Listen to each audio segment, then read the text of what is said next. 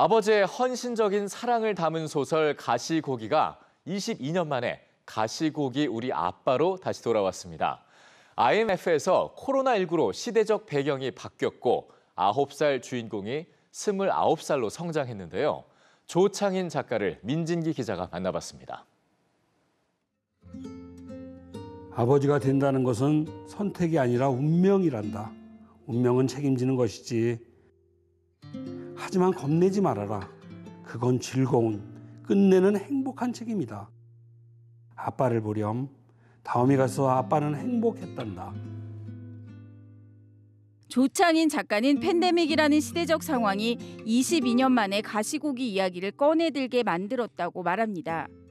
사람은 가까이 있어야 될 존재였었는데 그동안 이 팬데믹을 통해서 사람과 거리를 둬야 되는 이런 인식이 나타난 거죠. 그래서 IMF 때와는 또 다른 차원의 접근이 필요하겠다. 우리에게 힘이 될 수 있는 그런 작품을 써야 되겠다는 생각을 하게 됐고요. 꼬마에서 어느덧 29살이 된 주인공 다움이. 미국에서 조명 감독으로 일하고 있지만 주변 사람들에게 마음을 열지 않는 까칠한 현실주의자입니다. 다움이는 피해의식으로 누군가의 접촉이라든지 공동체의 삶을 스스로 꺼리는 거죠. 그래서 다움이가 늘 하는 얘기가 외로움은 매일 입는 팬티와도 같다는 얘기를 하고 다니거든요. 자기는 외로움을 피하는 것이 아니고 그냥 외로운 내 삶을 그냥 인정하고 살겠다. 개선해볼 의지는 없다. 이런. 주인공은 아버지가 자신을 버린 것이 아니라 자신을 위해 희생했다는 것을 알게 되면서 아픔과 분노, 상처를 씻고 과거와 화해하게 됩니다.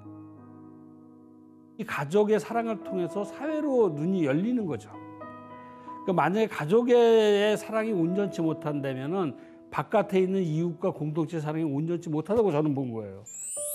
작가 자신도 아버지의 부재로 아버지가 된다는 것이 힘들고 서툴렀다고 고백합니다.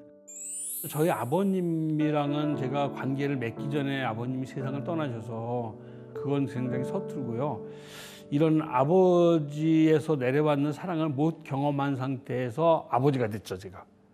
34살의 아버지가 됐는데요. 그러니까 저는 너무너무 소중한 아들인데 이걸 어떻게 사랑하는지 방법을 잘 모르는 거예요. 배워본 바가 없으니까.